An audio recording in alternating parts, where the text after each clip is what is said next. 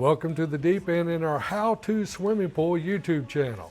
Today we're going to talk about some very important information about how many hours you should be running your pool pump. This is a simple guide for pool owners and pool pros. How many hours should you run your pump?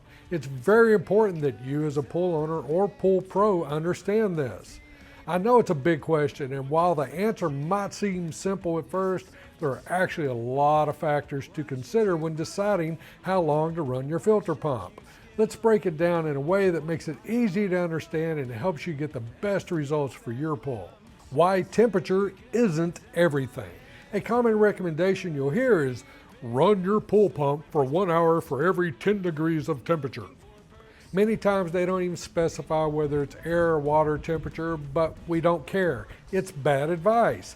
Every time I hear someone say that, I become even more shocked that humans invented the wheel. Here's the thing, this advice can be very misleading and get you in trouble. Yes, warmer water makes your pool more difficult to manage, but there's more to it than just the temperature.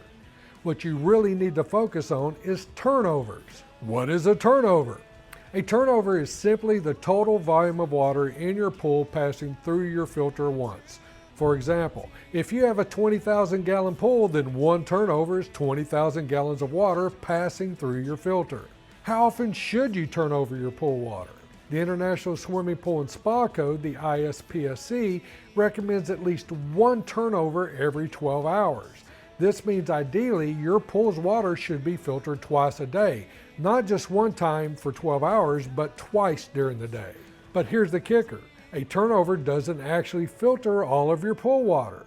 Because of dilution, and according to the Gage-Bidwell law of dilution, as filtered water mixes with unfiltered water, you only end up with filtering about 63% of the water with one turnover.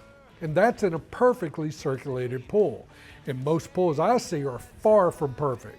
So to really clean your pool, many experts suggest that you aim for 3 to 4 turnovers per day, which will filter around 95% of your pool water. How many turnovers do you need?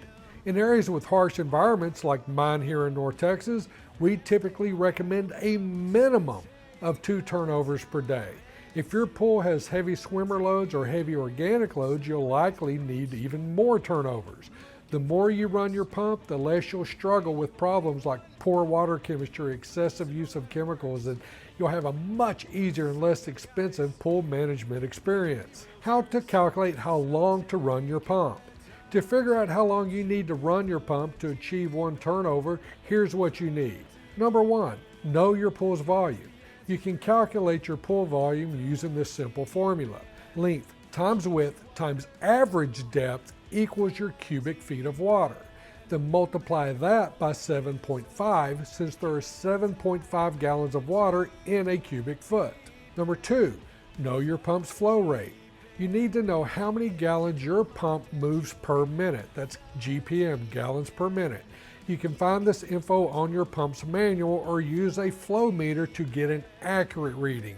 If you don't have a flow meter, you can estimate using a calculator and a formula that I'll be giving you later.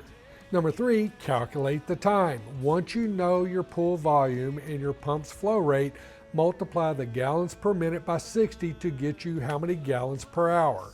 Then divide your pool's volume by gallons per hour to figure out how long it takes to get one turnover. Extra tips, variable speed pumps. If you have one, you'll need to account for different speeds throughout the day if you've programmed it for different speeds. Calculate separately for each speed and then add them all together. Keep an eye on your pump and system. It's important to make sure your pump is running efficiently. Over time, factors like a dirty filter or clogged skimmer baskets or typical wear and tear can affect the flow rate, so you need to keep it well maintained. You can use an estimator like at Jandy.com, their pool pump savings calculator. You can enter the size of a pump you have and it will give you an average gallons per minute that a pump of that size will produce with an average total dynamic head of 45 to 60. They have a drop-down list that lists several sizes of pumps. Please understand that the vast majority of single-speed pumps that I see in the field are up-rated pumps. They list both full rated and uprated, so it's most likely the pump you have is an uprated pump.